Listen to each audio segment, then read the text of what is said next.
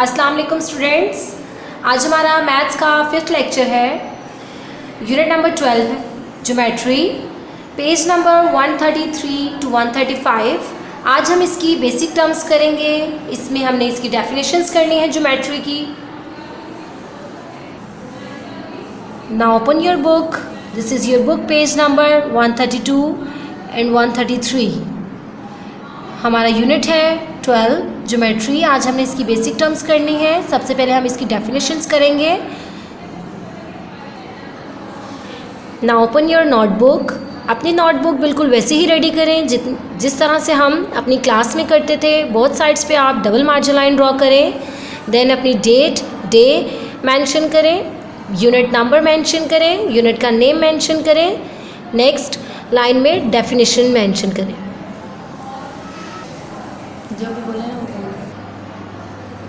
First definition है definition of रे। पहले आपने क्वेश्चन मेंशन किया, नेक्स्ट लाइन में आपने रे लिखा इस तरह से। उससे नेक्स्ट लाइन में आपने 2 फिंगर का डिस्टेंस छोड़कर कॉलम्स के नीचे से आपने डेफिनेशन लिखना स्टार्ट करनी है। अब हम डेफिनेशन रीड करते हैं। A line segment which can only be extended in one direction is called array। एक ऐसी लाइन स्टूडेंट्स जो सिर्फ एक ही डायरेक्शन में मूव करती है, एक ही पॉइंट से एक्सटेंड होती है, उसको हम रे कहते हैं। जैसे कि आपको नीचे एक डायग्राम दी गई है, एक एरो का साइन दिखाया गया। आप ये देखें, फर्स्ट पॉइंट जो हमारा स्टार्टिंग पॉइंट है वो H है, एंडिंग पॉइंट हमारा G है।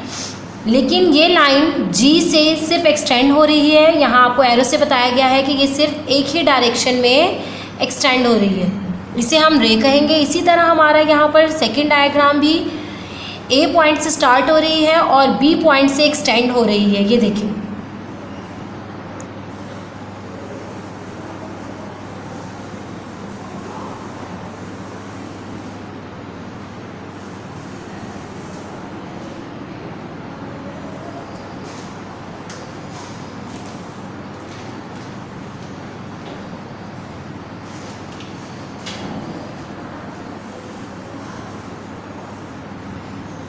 रे की डेफिनेशन कंप्लीट हो चुकी है।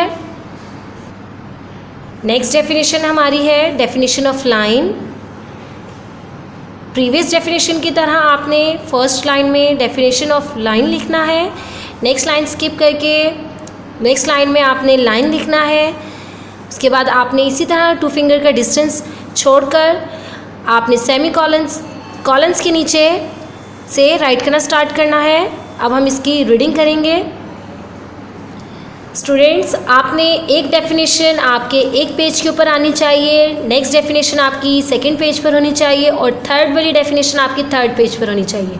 यानी एक पेज पर सिर्फ एक डेफिनेशन होनी चाहिए। आपका काम बहुत नीट एंड क्लीन होना चाहिए। नीचे दी गई उसकी डायग्राम्स आपने बहुत अच्छे से बनानी है। स्केल यूज़ कर पॉइंट्स को आपने बिल्कुल वैसे ही मेंशन करना है जिस तरह से आपको वर्कशीट में दिखाया गया है। अब हम डेफिनेशन ऑफ लाइन की रीडिंग करते हैं। When a line segment is extended indefinitely in both directions, it forms a line। कि एक ऐसी लाइन स्टूडेंट्स जो बोथ डायरेक्शंस यानी दोनों सिमत में बढ़ाई जाए इंडेफिनेटली, ऐसी मुद्दत तक जो लामहदूद हो, यानी कि ना ख़त्म होने वाली। एक ऐसी लाइन जो दोनों सिमतों में बढ़े, जिसे दोनों डायरेक्शन में बढ़ाया जा सकता है। नीचे आपको डायग्राम्स दी गई हैं जिनके ज़रिए आपको लाइन मज़ीद एक्सप्लेन की गई है। फर्स्ट डायग्राम में आपको देखिए, स्टार्टिंग पॉइंट हमारा A है, एंडिंग पॉइंट हमारा B है। लेकिन आपको स्टार्ट और एंड दोनों पॉइंट्स में लाइन को एक्सटेंड किया गया है। ये देखिए, आपको एरो से इसको इंक्रीज़ किया जा रहा है। पिछली डेफिनेशन में हम लोगों ने रे के बारे में डिस्कस किया था। रे में मैंने आपको बताया था कि वो सिर्फ एक ही डायरेक्शन में एक्सटेंड होती है, इसीलिए उसका एरो सिर्फ एक साइड पे था। लेकिन लाइन हमारी क्योंकि दोनों एंड पॉइंट से ये एक्सटेंड होती है, इसीलिए यहाँ दोनों साइड्स पर आप देखिए आपको एरो का साइन शो किया गया है, जिससे आपको बताया गया है कि लाइन दोनों डायरेक्शन में इंक्रीज़ की जाती है। इसी तरह आपको नेक्स्ट लाइन दी गई है G to H। आप देखें G स्टार्टिंग पॉइंट है और H एंडिंग पॉइंट है, और ये दोनों ही डायरेक्शन में एक्सटेंड हो रहा है। डेफिनेशन ऑफ लाइन कंप्लीट हो चुकी है।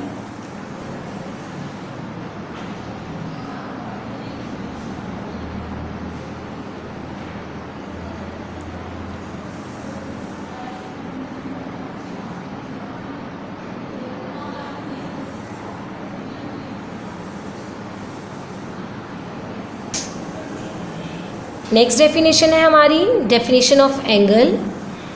अब हम एंगल की डेफिनेशन को डिस्कस कर लेते हैं। सबसे पहले हम इसकी रीडिंग कर लेते हैं। An angle consist of two rays. Angle दो रेज पर मुश्तमिल होता है that share the same end point, जो कि उसके दोनों एंड पॉइंट जो सेम होते हैं उनको शेयर करता है। The point where the rays intersect, वो पॉइंट जहाँ पर रेस के एंडिंग पॉइंट मिलते हैं, ज्वाइन होते हैं, इज़ कॉल्ड वर्टेक्स। उसे हम वर्टेक्स कहते हैं ऑफ एन एंगल, एक एंगल का vertex. The two rays are called the sides of the angle. Two rays की दोनों साइड्स जो होती हैं वो एंगल कहलाती हैं। नीचे आपको डायग्राम दी गई है, ये देखें। एंगल जैसे कि मैंने आपको बताया है दो रेस पर मुश्तमिल होता है। ये हमारी फर्स्ट रे है, ये हमारी सेकंड रे है। अब आप देखें इस रे के आपको पता है एक एंडिंग पॉइंट होता है। दोनों पॉइंट जहाँ पर रे के ज्वाइन हो रहे हैं वो हमारा ओ पॉइंट है, उसको हम कहेंगे वर्टेक्स ऑफ एन एंगल। और ये दोनों साइड्स जो रेस की हैं ये हमारा एंगल बनाएंगी। हमारी डेफिनेशन ऑफ एंगल कंप्लीट हो चुकी है। हमने इस चैप्टर में 3 डेफिनेशंस की हैं, रे, लाइन एंड एंगल। आपने इन तीनों डेफिनेशंस को अपनी नोटबुक पर नीट एंड क्लीन राइट करना है। ईच पेज पे आपकी एक ही डेफिनेशन होनी चाहिए। आपका काम बहुत नीट एंड क्लीन होना चाहिए students. Now move to your book work. Unit number 12 का पेज नंबर 136 to 138 हमने बुक वर्क करना है, अपनी बुक के ऊपर सॉल्व करना है। Now open your book. This is your book, page number 136 and 137। First question है हमारा, how many angles you can find in a square. कि आप स्क्वायर में आपको कितने एंगल मिलते हैं, आप कितने एंगल्स ढूंढ सकते हैं। अब आपको एक स्क्वायर दिया गया है, यहाँ पर आपने बताना है कि इसमें कितने एंगल्स हैं। अब यहाँ पर हमारे पास स्टूडेंट्स 4 एंगल्स हैं। हमें किस तरह से पता चला है, आपको पता है एंगल का, मैंने आपको डेफिनेशन में बताया है।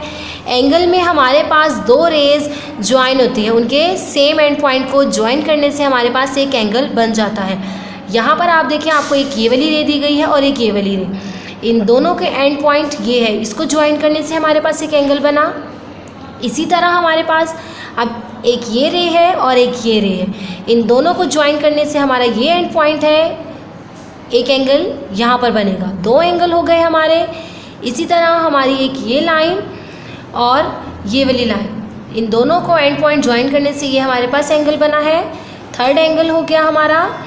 इसी तरह अब इस लाइन को और इस लाइन को ज्वाइन करने से हमारा एक एंगल यहाँ पे बन रहा है, ये हमारा 4th एंगल है। तो एक स्क्वायर में हमें कितने एंगल मिले, 4। नेक्स्ट क्वेश्चन है हमारे पास, how many angles you can find in a rectangle. कि आप रेक्टेंगल में कितने एंगल्स को फाइंड करते हैं। यहाँ पर भी आपके पास 4 एंगल्स हैं। जिस तरह से हमें स्क्वायर की 4 साइड्स दी गई थी और 4 एंगल्स थे, इसी तरह हमारे पास रेक्टेंगल की भी 4 साइड्स होती हैं और 4 ही एंगल्स होते हैं। नेक्स्ट क्वेश्चन है हमारे पास, how many angles you can find in a triangle. कि आपको ट्राइंगल में कितने एंगल्स होते हैं मिलते। ये हमारे पास ट्राइंगल है। अब आप देखें ट्राइंगल में भी 2 रेज को मिलाकर यहाँ पर आपका एक एंगल बना, इसी तरह इन दो रेस को मिला के आपका एंगल यहाँ बना, और इन दो रेस को मिलाकर आपका एंगल यहाँ बना। हमारे 3 एंगल्स बन गए हैं, इसीलिए इसका आंसर है 3 angles. Now move to the page number 137। Page number 137 पर आपको राइट एंगल दिया गया है। टेक 2 स्टिक्स, यहाँ आपको 2 स्टिक्स दी गई हैं। Make the 2 sticks join together, इन दोनों स्टिक्स को ज्वाइन करना है आपने इस तरह से, from one point in this manner, जिस तरह से यहाँ आपको बताया गया है। दोनों स्टिक्स के एंडिंग पॉइंट यहाँ पर ज्वाइन किए गए हैं। इस तरह से आपका एक स्ट्रेट एंगल बन गया है, जिसे हम राइट एंगल कहते हैं। The angle you have formed is a special one. इस तरह आपके पास एक एंगल बना है, it is a right angle, ये आपका राइट एंगल है। Right angle is a 90 angle. Right angle actually 90 का एंगल होता है, जो कि बिल्कुल स्ट्रेट होता है। जिस तरह से आपको यहाँ डायग्राम दी गई है एंगल की, ये देखिए आपकी 2 रेज है जिन्हें आपने यहाँ पर ज्वाइन किया गया है। ये आपका A पॉइंट है, ये आपका B पॉइंट है, ये आपकी लाइन है, और ये जो स्ट्रेट वाली लाइन है ये आपका 90 डिग्री का एंगल है। इस तरह ये आपका राइट एंगल बन गया। हमारा क्वेश्चन नंबर 1 है, how many right angles are there in a square? कि आपके पास इस स्क्वेयर में कितने राइट एंगल्स हैं? यहाँ हमारे पास आंसर है 4 राइट एंगल्स। 4 राइट एंगल्स हैं। ये हमें किस तरह से पता चला? जैसे कि हमने एंगल की डेफिनेशन और डायग्राम में देखा है, इसी तरह अब हम इस स्क्वेयर में भी एंगल्स को फाइंड करेंगे। यहाँ आपको ये 2 लाइंस नज़र आ रही हैं। अगर आप इन 2 लाइंस के एंड पॉइंट को देखें तो ये आपको यहाँ पर ज्वाइन किया गया है। यहाँ आपका एक एंगल बन जाएगा। ये आपकी स्ट्रेट लाइन है, ये आपका 90 डिग्री का एंगल है। इसी तरह आप अगर इन 2 लाइंस को देखते हैं तो ये आपका राइट एंगल है, क्योंकि ये स्ट्रेट लाइन है। इसी तरह अब आप इन 2 लाइंस को देखें तो आपका यहाँ पर एंगल बन रहा है, और इसी तरह आप अगर इन 2 लाइंस को देखें तो आपका यहाँ एंगल बन रहा है। ये आपके 4 स्ट्रेट एंगल्स हैं, इन्हें हम राइट एंगल कहेंगे, जो कि 90 डिग्री के हैं। नेक्स्ट क्वेश्चन है, how many right angles are there in a rectangle? कि रेक्टेंगल में कितने राइट एंगल्स आपको दिए गए हैं? आपका राइट आंसर है 4 राइट एंगल्स, क्योंकि रेक्टेंगल की भी 4 साइड्स हैं और 4 ही लाइंस आपको दी गई हैं, जिन्हें बिल्कुल स्क्वायर की तरह ही ज्वाइन किया गया है। यहाँ पे भी आप देखें, आपकी एक लाइन ये है और एक ये लाइन है। इन दोनों को यहाँ पर ज्वाइन किया गया है। यहाँ आपकी एक स्ट्रेट लाइन पे एंगल बना है, जो कि 90 डिग्री का है, जिसे राइट एंगल कहते हैं। इसी तरह इस साइड पे भी आपकी ये स्ट्रेट लाइन है और एक ये लाइन है। यहाँ पर आपको एक 90 डिग्री का एंगल दिया गया है। सिमिलरली यहाँ पर एक लाइन ये और एक ये आपका राइट एंगल होगा, और इसी तरह आपकी ये स्ट्रेट लाइन है और एक ये लाइन है, यहाँ पर आपको एंगल दिया गया होगा। इस तरह हमारे पास रेक्टेंगल के भी 4 राइट एंगल्स बन गए। Now turn your page, this is your book page number 138। Question है हमारे पास, how many angles does each of these figures have? How many are right angles? यहाँ स्टूडेंट्स आपको कुछ डायग्राम्स दी गई हैं, कुछ फिगर्स दिए गए हैं, जिनमें आपने एंगल्स और राइट एंगल्स के बारे में बताना है कि इन डायग्राम में, इन फिगर्स में कितने एंगल्स हैं और कितने राइट एंगल्स हैं। जिस तरह से आपको फर्स्ट डायग्राम दी गई है, स्क्वायर का फिगर है आपके पास। आपने प्रीवियस 2 पेजेस में देखा है स्क्वायर में कितने एंगल्स थे और कितने राइट एंगल्स थे। मैं आपको फिर से बता दूं कि स्क्वायर में आप देखें हमारे पास 4 एंगल्स हैं। इस लाइन को और इस लाइन को ज्वाइन करने से एक एंगल बना, और इन्हीं दोनों लाइंस को ज्वाइन करने से हमारे पास ये स्ट्रेट एंगल भी बना था। राइट एंगल हो गया ये हमारा। इसी तरह इन 2 लाइंस को ज्वाइन करने से हमारे पास एक एंगल बन गया था। इन 2 लाइंस को ज्वाइन करने से एक एंगल यहाँ बना, और इन 2 लाइंस को ज्वाइन करने से एक एंगल यहाँ बना। इस तरह हमारे पास टोटल 4 एंगल्स और 4 ही राइट एंगल्स हो गए। इसी तरह अब आपने बाकी के फिगर्स को खुद सॉल्व करना है, ये आपका होम टास्क है। आपने अपने पेरेंट्स के साथ बैठकर इसको सॉल्व करना है, डिस्कस करना है, अपने पेरेंट्स को रफ करके चेक करवाना है, उसके बाद आपने इसको अपनी बुक पर नोट डाउन करना है। 3 क्लास आपका यूनिट नंबर 12 ज्योमेट्री कंप्लीट हो चुका है। हमने कॉपी वर्क किया है और आज बुक वर्क किया है। कॉपी वर्क में आपने तीनों डेफिनेशंस अपनी नीट नोटबुक पर नोट डाउन करनी है और बुक वर्क आपने अपनी बुक पर सॉल्व करना है। उम्मीद करती हूँ आपको मेरा लेक्चर अच्छे से समझ आया होगा। थैंक यू स्टूडेंट्स, अल्लाह हाफिज़।